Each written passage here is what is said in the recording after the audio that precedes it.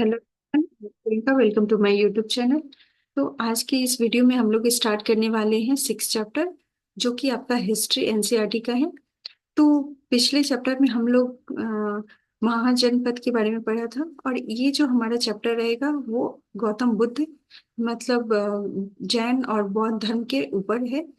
तो इस चैप्टर में हम लोग देखेंगे कि मेनली किन किन चीज़ों पे बातें कही गई हैं, तो उन सभी चीजों को देखेंगे। तो ये चैप्टर का नाम है आपका नए प्रश्न नए विचार।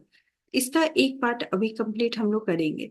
तो चलिए देखते हैं कि इस चैप्टर में हमें मेनली क्या क्या पढ़ना है। तो ये कहानी छोड़ते हैं, जो मेन चीजें हैं उस पर फोकस करते हैं। तो इसमें सबसे पहले कहा गया है कि इस चैप्टर का मेन आपका जो है वो बौद्ध धर्म के ऊपर इस चैप्टर में दिया गया है। बौद्ध धर्म और जैन धर्म के ऊपर। तो बौद्ध धर्म हम लोग जानते हैं कि कितने शताब्दी में आई थी। तो सबसे बौद्ध धर्म के संस्थापक कौन थे, इन सभी चीजों के बारे में हम जानेंगे। तो जो बौद्ध धर्म के संस्थापक थे वो उनका नाम था सिद्धार्थ, जिसको गौतम भी कहा जाता था। इनको गौतम बुद्ध बुद्ध कब कहा गया, उसके बारे में आगे देखते हैं। तो सबसे पहले देखा गया है कि बौद्ध धर्म के जो संस्थापक थे उनका नाम सिद्धार्थ था। उनको गौतम के नाम से भी जाना जाता था। उनका जन्म कितने वर्ष पहले हुआ था, लगभग 2500 वर्ष पूर्व हुआ था। यह यहाँ यह सब यह वह समय था जिस टाइम में लोगों के जीवन में काफी परिवर्तन देखने को मिला है। और ये परिवर्तन किस क्षेत्र में आया, तो हम लोग जब देखते हैं कि महाजनपद काल में क्या हुआ कि धीरे धीरे जो राजा होते गए वो काफी शक्तिशाली होते गए, और वे राज्य का निर्माण किए, राजधानियां बनाई। तो इस तरह से एक नगर का उदय होने लगा, जो बहुत साल पहले, जो हजारों साल के बाद फिर से एक उभरता हुआ नगर देखने को मिला। हड़प्पा संस्कृति के बाद, जो कि एक नगरीय संस्कृति थी, उस संस्कृति के खत्म होने की बहुत हजारों साल बाद फिर से एक नगर का उभरना, ये काफी एक बड़ा परिवर्तन देखने को मिलता है। गांव के क्षेत्र में भी, जो ग्रामीण क्षेत्र थे उसमें भी बहुत बड़े परिवर्तन देखने को मिला। जैसे लोहे का इस टाइम में खोज हो चुका था। लोहे के आने के कारण खेती बाड़ी, जो लोहे का औजार जो भी खेती बाड़ी में इस्तेमाल किए जाते थे, उसमें परिवर्तन आने की वजह से काफी मतलब जो फसल थे वो काफी अधिक मात्रा में उगाए जाने लगे थे। तो इस तरह से काफी परिवर्तन देखने को मिलता है। इसके अलावा हम जो देखेंगे कि इस टाइम में बहुत सारे विचारक आए, जो इन परिवर्तन को समझने के लिए अपना जो जीवन की क्या सच्चाई है, इस चीजों को समझने के लिए बहुत सारे विचारक आए। उनके क्या क्या विचार है इस चैप्टर में हम लोग पढ़ेंगे। तो सबसे पहले हम लोग देखते हैं कि बुद्ध के बारे में जानेंगे कि बुद्ध कौन थे। तो बुद्ध एक क्षत्रिय थे। उनका जो वर्ग था वो क्षत्रिय वर्ग से थे, तथा शाक्य नामक एक छोटे से गण से संबंधित थे। यु, इन्होंने युवा अवस्था में ही, बहुत कम अवस्था में ही ज्ञान की खोज के लिए ये गृह को त्याग दिए थे, घर को छोड़ के चले गए थे, और अनेक बहुत लंबे वर्षों तक ये भ्रमण करते रहे और अलग अलग विचारों से, बहुत सारे लोगों से अपने विचार लेते रहे। और फिर इन्होंने क्या किया, अंततः ज्ञान की प्राप्ति के लिए उन्होंने स्वयं ही रास्ता ढूंढने का निश्चय किया। और ये ज्ञान की प्राप्ति के लिए कहाँ गए, तो ये बोध गया, जो कि बिहार में है, एक पीपल के नीचे कई दिनों तक ये साधनाएं की, तपस्या की, उसके बाद इनको ज्ञान की प्राप्ति हुई। तो आपके एग्जाम में पूछा जाता है कि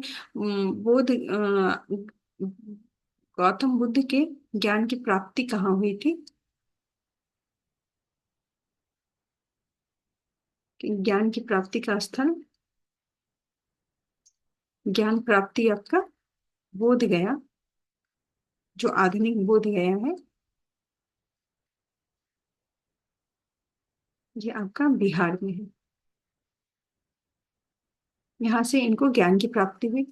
दूसरा आपके एग्जाम में पूछा जाता है कि ज्ञान की प्राप्ति के बाद इनको क्या नाम दिया गया था। अंततः इसके बाद उन्हें बुद्ध के रूप में जाने लगा था। इसके बाद ये वाराणसी गए। वाराणसी के निकट सारनाथ में, सारनाथ में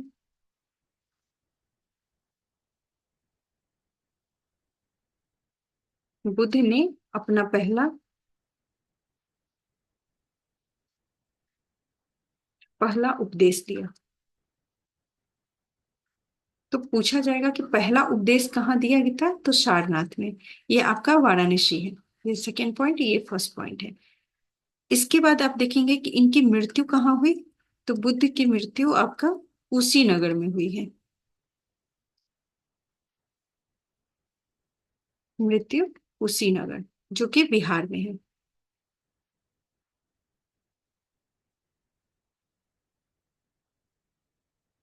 ये तीन पॉइंट इनके जीवन से जुड़ा हुआ है। तो ये हम समझ गए कि पहला इन्होंने अपना उपदेश सारनाथ में दिया था। उसके बाद कुशीनगर में मृत्यु से पहले भी शेष जीवन में उन्होंने बहुत सारी पैदल यात्राएं की। पैदल यात्राएं के बाद इन्होंने लास्ट में बहुत सारे जगहों पर अपनी शिक्षाएं भी दी, और फिर उनकी मृत्यु हुई। बुद्ध ने शिक्षा दी कि यह जीवन, उनकी जो शिक्षाएं हैं, अब इसके बारे में हम पढ़ेंगे कि बुद्ध की कौन क्या शिक्षाएं थी। बुद्ध की शिक्षाएं, उनका मानना था कि जो जीवन है वो कष्टों और दुखों से भरा हुआ है। इनकी जो मेन शिक्षा थी कि जो इंसान का जो जीवन है वो दुख और कष्टों से भरा है। ऐसा हमारी इच्छा और लालसा के कारण होता है। ये दुखों का कारण क्या है? हमारे अंदर की जो इच्छाएं हैं और लालसा है, वही हमारे दुखों का कारण है। कभी कभी हम जो चाहते हैं वो प्राप्त तो कर लेते हैं, उसके बाद भी उस दूसरी चीजों की प्राप्त कर लेने के बाद भी संतुष्टि नहीं होती है, एवं अधिक की चाह में पाने की इच्छा के कारण फिर से लोग निराश हो जाते हैं। बुद्ध ने इस लिप्सा को तन्हा या तृष्णा कहा है। ये आपके एग्जाम में पूछा गया था। बुद्ध ने शिक्षा दी कि आत्म संयम, और ये जो आदमी का दुख है उसका निवारण क्या है, तो आत्म संयम अपनाकर हम इस लालसा से मुक्ति पा सकते हैं। हमारे अंदर की जो इच्छाएं हैं, लालसाएं हैं, उसका निवारण कैसे हो सकता है? आत्म संयम के द्वारा हम इन इच्छाओं पे कंट्रोल कर सकते हैं। उन्होंने लोगों को दयालु होने और मनुष्य के साथ साथ जानवरों के साथ भी के जीवन का भी आदर करने की शिक्षा दी। इंसान मनुष्य को दयालु होने की शिक्षा दी तथा जानवरों के साथ भी एक आदरपूर्ण व्यवहार करने की सलाह दी। वे मानते थे कि हमारे जो कर्म होते हैं, इंसान का जो कर्म है, उनका परिणाम चाहे वो अच्छा हो या बुरा हो, हमें वर्तमान जीवन के साथ साथ बाद के जीवन पर भी सामान्य लोगों उसका असर दिखता है, उसको प्रभावित करता है। बुद्ध ने अपनी शिक्षा सामान्य लोगों की भाषा, बुद्ध की जो शिक्षा थी किस भाषा में थी, तो प्राकृत भाषा में दी। ये आम लोगों की भाषा थी, ये सामान्य लोगों की भाषा मानी जाती थी। सामान्य लोगों की भाषा थी। इस भाषा में देने का मुख्य उद्देश्य था कि आम आदमी तक भी उनके विचार पहुंच सके। इसके बाद हम देखेंगे कि बुद्ध ने कहा कि लोग किसी शिक्षा को केवल इसलिए नहीं स्वीकार कर लेते कि यह उनके उपदेश है, बल्कि उन्हें अपने विवेक से ही किसी शिक्षा को, किसी भी ज्ञान को ग्रहण करना चाहिए। केवल आंख मूंद के किसी भी शिक्षा, किसी भी विचार पे विश्वास नहीं करना चाहिए। अपने विवेक के आधार पे ही वे किसी भी ज्ञान को ग्रहण करें। उनका ये विचार था। आगे हम देखते हैं क्या, ये उनके कुछ शिक्षाएं हैं, जिसमें एक स्टोरी दिया गया है। ये स्टोरी आपके एग्जाम में नहीं पूछा जाता है, उतना इम्पोर्टेंट नहीं है।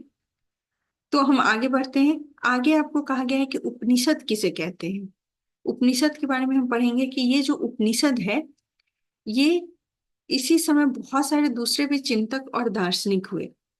दार्शनिक बहुत सारे हुए जो दार्शनिक प्रश्नों को का उत्तर ढूंढने का प्रयास कर रहे थे। उनमें से कुछ ऐसे भी विचारक थे, कुछ ऐसे भी दार्शनिक थे जो मृत्यु के बाद के जीवन के बारे में जानना चाह रहे थे कि एक व्यक्ति की मृत्यु के बाद उनका जीवन कैसा होता है, उसके बाद उनके साथ क्या होता है, उसकी खोजबीन में लगे हुए थे। तो कुछ ऐसे भी चिंतक थे जो यह जानने के लिए उत्सुक थे कि यज्ञ की उपयोगिता क्या होती है, यज्ञ की उपयोगिता के बारे में जानने के लिए उत्सुक थे। उनमें से अधिकांश चिंतक का यह मानना था कि विश्व में कुछ तो ऐसा है जो अस्थाई है और जो मृत्यु के बाद भी बची हुई है। बहुत सारे चिंतक का ये मानना था कि इस विश्व में कुछ ऐसी चीजें हैं जो अस्थाई है। तो वो अस्थाई किसे माने हैं? वे अस्थाई आत्मा को तथा ब्रह्म अथवा सार्वभौमिक आत्मा को अस्थाई मानते हैं, जो कि इंसान के मरने के बाद भी जीवित रहता है। अंततः आत्मा तथा ब्रह्म एक ही है। ऐसे कई विचारों का संकलन कहाँ हमें देखने को मिलता है? ऐसे विचारों का संकलन उपनिषद में मिलता है। उपनिषद क्या है? ये एक उत्तर वैदिक ग्रंथ का हिस्सा है। उपनिषद जो है आपका, उपनिषद उत्तर वैदिक, उत्तर वैदिक ग्रंथों का हिस्सा है। उपनिषद का अर्थ क्या होता है? उपनिषद का अर्थ है गुरु के समीप, गुरु के समीप बैठना। मतलब गुरु के समीप बैठकर जो ज्ञान प्राप्त की जाती है उसे हम क्या कहते हैं? उपनिषद कहते हैं। इस ग्रंथ में अध्यापक और विद्यार्थी के बीच के बातचीत का संकलन किया गया है। प्रायः ये विचार सामान्य मतलब वार्तालाप के रूप में प्रस्तुत की जाती थी। इसको उपनिषद कहते हैं। अब नेक्स्ट हम लोग देखेंगे कि इस चर्चाओं में भाग लेने वाले अधिकांश कौन होते थे। ये जो उपनिषद की जो चर्चाएं होती थी, जो गुरु के समीप बैठा जाता था, उसमें मेनली कौन लोग होते थे? तो अधिकांशतः पुरुष ब्राह्मण तथा राजा होते थे। कभी कभी इसमें गार्गी, अपाला, घोषा, मैत्री जैसे स्त्री विचारक का भी उल्लेख मिलता है, जो अपने विद्वता के लिए जानी जाती है, जो अपने विचार का उल्लेख करती हैं, वाद विवाद में भाग लिया करती थी। निर्धन व्यक्ति इस तरह के जो भी वाद विवाद होते थे उसमें बहुत ही कम हिस्सा लेते थे। इस तरह का एक प्रसिद्ध अपवाद सत्यकाम जवाल का है। सत्यकाम जवाल का नाम उसकी दासी माँ के नाम पर पड़ा था, जो सत्य जानने की तीव्र इच्छा रखती थी तथा अपने समय के सर्वाधिक प्रसिद्ध आपके विचारक में से एक है। उपनिषद के कई विचारों का विकास बाद में प्रसिद्ध विचारक शंकराचार्य के द्वारा किया गया, जो कि हम आगे पढ़ेंगे, शंकराचार्य के द्वारा किया गया। इसमें इसके बाद हम लोग जो पढ़ेंगे वो है आपका अन्य जो खोज की गई थी इस काल में। अन्य जो भी विचारक थे, अन्य जो भी आपके प्रसिद्ध विद्वान हुए, उसमें सबसे बड़ा एक नाम आता है आपका प्रसिद्ध विद्वान पाणिनि का। पाणिनि ने संस्कृत भाषा में व्याकरण की रचना की थी। इसके बारे में भी पूछा जाता है। पाणिनि का जो कौन सी पुस्तक लिखी थी, किस भाषा में लिखी थी? तो उन्होंने व्याकरण को संस्कृत भाषा में अनुवाद किया था। उसके बाद हम लोग दूसरा जो पढ़ते हैं, बौद्ध धर्म के बारे में जान लिए हैं। अब दूसरा आपका नेक्स्ट आता है जैन धर्म। ये सेम उसी टाइम में ये दूसरे धर्म का बात कही जा रही है। ये बौद्ध और जैन धर्म का समय एक ही काल था। इसी युग में अर्थात लगभग 2500 वर्ष पूर्व ही जैन धर्म के जो 24वें तीर्थंकर, जो अंतिम तीर्थंकर थे, जिनका नाम था वर्धमान महावीर, ने भी अपने विचार का प्रसार किया। ये महावीर कौन थे? तो महावीर जो थे, ये आपके वज्जी, जो गणराज था, वज्जी संघ के लिच्छवी कुल के क्षत्रिय थे।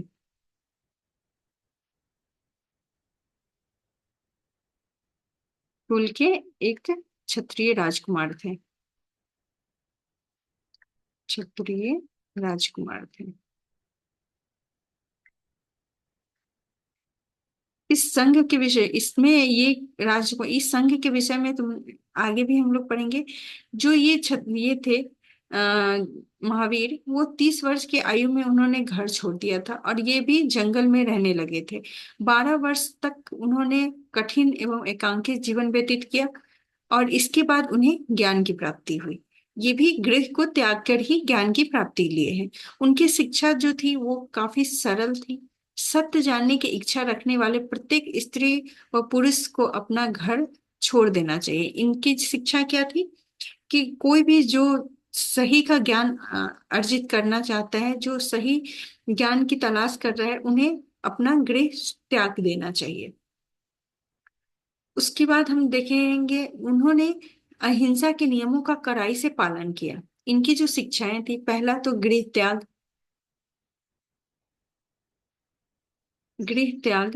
की बात कही। उसके बाद अहिंसा,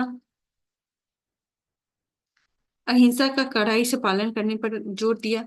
अर्थात किसी भी जीव को न नष्ट होने चाहिए, और ना ही उनकी हत्या होनी चाहिए, क्योंकि उनका मानना था कि सभी जीव को जीने का हक है। महावीर ने अपनी शिक्षा प्राकृत भाषा में दी। उनकी शिक्षा जो थी वो प्राकृत भाषा में थी,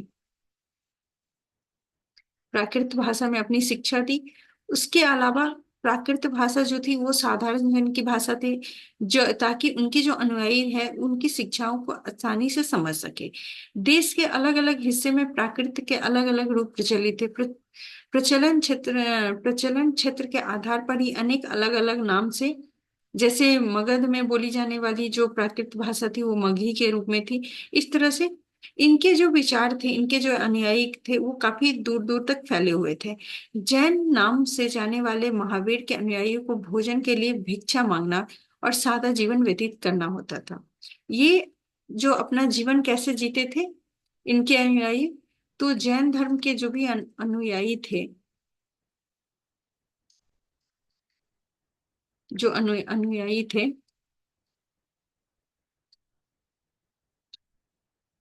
भिक्षा मांग के जीवन व्यतीत करते थे। भिक्षा मांग के अपना सादा जीवन व्यतीत करते थे। इसके अलावा हम देखेंगे कि ये ब्रह्मचर्य का पालन करते थे। पुरुष को स्त्री सहित सब कुछ को त्याग देना पड़ता था। पुरुष को वस्त्र को भी त्यागना पड़ता था। तो ये जो है वो बौद्ध जैन धर्म के बारे में कहा गया है। तो अभी ये चैप्टर कंप्लीट नहीं हुआ है। अब नेक्स्ट चैप्टर में इनके और भी जो भी ज्ञान शिक्षाएं थी उसके बारे में हम लोग पढ़ेंगे। तो ये जैन धर्म के बारे में हमारा था, बौद्ध और जैन धर्म के बारे में। नेक्स्ट वीडियो में हम इस चैप्टर को कंप्लीट करेंगे। तो ये इस चैप्टर से भी 1 से 2 मार्क्स के क्वेश्चन हर बार पूछे जाते हैं, तो इसलिए इस चैप्टर में जो जो इम्पोर्टेंट लाइनें हैं उसको हम अंडरलाइन करते हुए चलेंगे, उसको आप एक बार अच्छे से देख लेंगे। तो नेक्स्ट वीडियो में मिलते हैं, तब तक के लिए धन्यवाद।